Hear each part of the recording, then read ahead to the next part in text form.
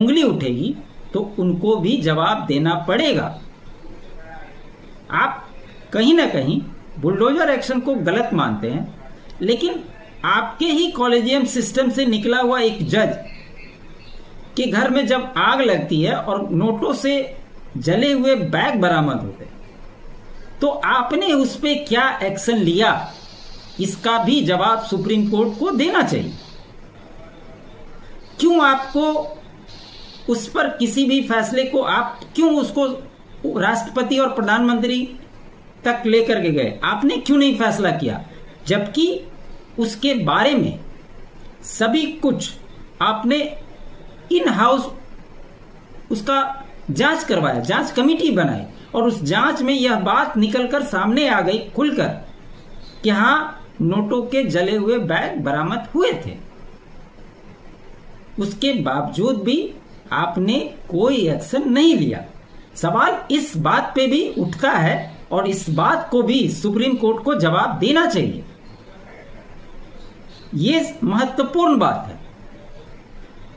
उपराष्ट्रपति जगदीप धनखड़ और भारत के मुख्य न्यायाधीश सीजेआई बी आर गवई के हालिया बयानों ने एक बार फिर से न्यायपालिका बनाम कार्यपालिका के ऐतिहासिक और समकालीन टकराव को सार्वजनिक विमर्श का विषय बना दिया है। इन बातों से इसको ये कर दिया, टकराव को सार्वजनिक जहां बना दिया गया है, जहां एक और उपराष्ट्रपति धनखड़ ने 1975 की इमरजेंसी के दौरान सुप्रीम कोर्ट द्वारा दिए गए फैसले को दुनिया के न्यायिक इतिहास का सबसे काला अध्याय बताया, वहीं दूसरी ओर सीजेआई गवई 2024 के एक फैसले का हवाला देते हुए कहा कि कार्यपालिका जब जूरी और जल्लाद नहीं बन सकती। और जैसा कि मैंने आपको बताया कि देश संविधान से ही चलता रहा था, चलता है और आगे भी चलेगा,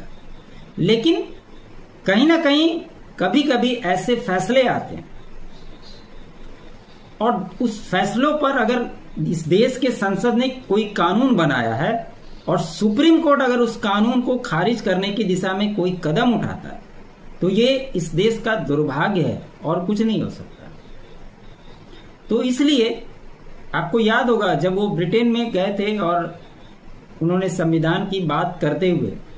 अपने समाज से, दलित समाज की बात की थी कि आज हमारे देश की राष्ट्रपति, प्रधानमंत्री, वो खुद, ऐसे कई सारे लोग हैं जिन्हें संविधान की वजह से ही इस देश के सर्वोच्च पोजीशन पर पहुंचने का मौका मिला। वहां तक तो सब कुछ ठीक है, लेकिन आज जो बुलडोजर